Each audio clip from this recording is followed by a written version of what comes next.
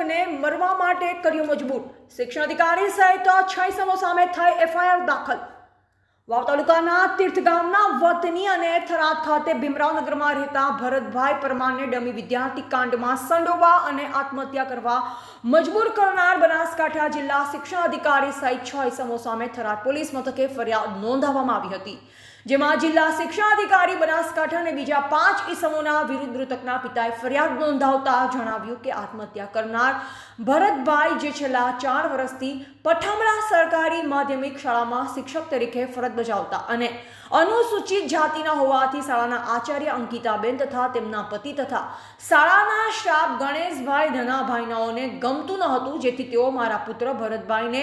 યેન can પ્રકારે નોકરીમાંથી કઢાવવા માટે ષડયંત્ર કરતા હતા, જેથી મારો પુત્ર ભરતભાઈ છેલ્લા 1 વર્ષથી માનસિક તણાવમાં રહેતો, જેથી અમે તેમને પૂછતા તેણે કહેલ કે શાળાના આચાર્ય અંકિતાબેન તથા અંકિતાબેનના પતિ અવારનવાર અમારી શાળામાં આવી તેમજ શાળાના સ્ટાફના વ્યક્તિ ગણેશભાઈ ધનાભાઈ પટેલનાઓને મને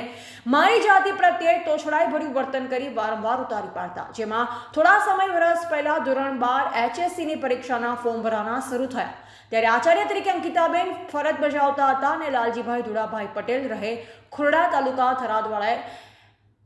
HSC પરીક્ષાનું એક્સટર્નલ વિદ્યાર્થી તરીકેનું ફોર્મ ભરેલ અને તે ફોર્મમાં ગણપતભાઈ ઓખાભાઈ જોશીનાઓનો ફોટો પરીક્ષા ફોર્મમાં અંકિતાબેને તેમના પાસવર્ડ અને યુઝર આઈડીથી અપલોડ કરેલ। આ બાબતમાં મારા પુત્ર ભરતભાઈની સંડોવણી થાય તેવા બદઇરાદાથી અંકિતાબેને રજા ઉપર જઈ ચાર્જ મારા પુત્રને સોંપેલ। જે દિવસે વિદ્યાર્થીના ફોર્મ અપલોડ કર્યા તે દિવસે અંકિતાબેન જાણી જોઈ રજા ઉપર ઉતરી ગયા અને તેઓએ અગાઉથી કરેલ ગોઠવણ મુજબ ગણેશભાઈ ધનાભાઈ પટેલ સાથે મળી તેમના યુઝર આઈડી અને પાસવર્ડથી ફોર્મ અપ્રૂવ ગણેશભાઈ દ્વારા કરવામાં આવ્યા હતા અને તે દિવસે ભરતભાઈનું નામ આવે તેવું કાવતરું કરવામાં આવ્યું। આ કામગીરી કોઈ સ્ટાફના ઘરેથી તેમના અંગત કમ્પ્યુટરમાંથી કરેલ હતી અને ત્યારબાદ વિદ્યાર્થીઓને પરીક્ષાની રિસિપ્ટ ભરતભાઈ દ્વારા અપાવી સંડોવણી કરવામાં આવેલ। ડમીકાળનો વિદ્યાર્થી ગણપતભાઈ ઓખાભાઈ જોશી રહે માળકા હાલ રહે મોરીખાવાળો પકડાતા બાબતની તપાસ માટે જિલ્લા શિક્ષણ અધિકારી હિતેશભાઈ પટેલ દ્વારા ભરતભાઈને તારીખ 11/3/2025 તથા 12/3/2025ના રોજ પાલનપુર ખાતે તેમની કચેરીએ બોલાવી 4 થી 5 કલાક સતત પૂછપરછ કરતા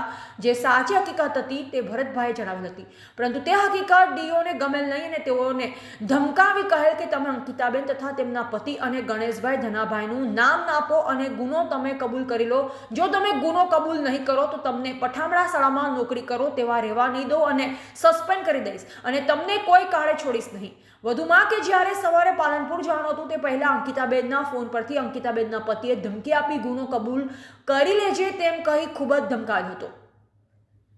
તેઓ અમને ઘરે આવી મારા પુત્ર ભરતભાઈ કહેલ હતું ત્યારે મેં ભરતભાઈને સાંત્વના આપતા કહેલ કે બેટા તું નિર્દોષ છે, તને કશું નહીં થાય, પરંતુ મારો પુત્ર ખૂબ જ તણાવમાં બેચેન અને દુઃખી હતો। આમ આવી માનસિક ત્રાસ આપતા મારા પુત્ર ભરતભાઈથી સહન થયેલ નહીં અને તારીખ 13/3/2025ના સવારે ફોનમાં હું નિર્દોષ છું, મારી વિરુદ્ધ ગણેશભાઈ લાલજીભાઈ અને ગણપતભાઈ દ્વારા ષડયંત્ર કરવામાં આવેલ છે, આ વોટ્સએપ સ્ટેટસ મૂકેલ અને હું સવારમાં ઉઠેલ ત્યારે મારા પુત્રને પથારીમાં જોયેલ નહીં, જેથી મેં આજુબાજુ શોધખોળ કરેલ હતી, પરંતુ મારો પુત્ર મળી આવેલ નહીં અને મારો પગ ભાંગેલો, જેથી મારા પુત્ર કિશનભાઈ મારફત આ બાબતની ગુમ જાણવા જોગ પોલીસ સ્ટેશનમાં અપાવેલ અને શોધખોળ કરતા આજરોજ તારીખ 14/3/2025ના રોજ બપોરના 1:30 વાગ્યા આસપાસ નર્મદા મુખ્ય કેનાલ ઢીમા અને ચુડમેર પુલ વચ્ચે કેનાલમાંથી મળી આવેલ,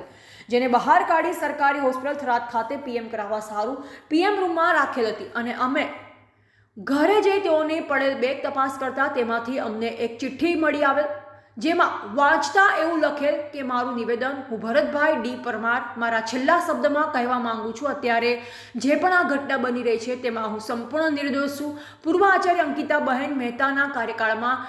HSC બોર્ડના રેગ્યુલર અને એક્સટર્નલ ફોર્મ ભરવામાં આવ્યા હતા। હોલ ટિકિટ આપ્યા બાદ પટેલ લાલજીભાઈ ધુડાભાઈની હોલ ટિકિટ સિવાયની દરેક હોલ ટિકિટ મેં મારા હસ્તે બધાને આપેલ અને પટેલ લાલજીભાઈની જમા કરેલ હતી, પરંતુ મારી જાણ બહાર કોઈકે તે હોલ ટિકિટ સોંપી દીધેલ, જેની કોઈ સહી પણ લીધેલ નથી। આ મારા દીકરાએ આ લોકોના ત્રાસથી કંટાળી જઈ આત્મહત્યા કરવા મજબૂર કરતા તેણે નર્મદા કેનાલમાં પાણીમાં પડી આત્મહત્યા કરેલ છે। તો આ તમામ લોકો તેમજ તે સિવાય પણ ઘણા બધા લોકોની સંડોવણી છે, તો જ આ ષડયંત્રમાં સામેલ હોય તેવા તમામ વિરુદ્ધ ધોરણસર તપાસ થવા મારી ફરિયાદ છે તે પ્રકારની ફરિયાદ થરાદ પોલીસે નોંધી આગળની કાર્યવાહી હાથ ધરવામાં આવી। એવા જીતુ બારોટ, સંબંધ ભારત ન્યૂઝ, થરાદ।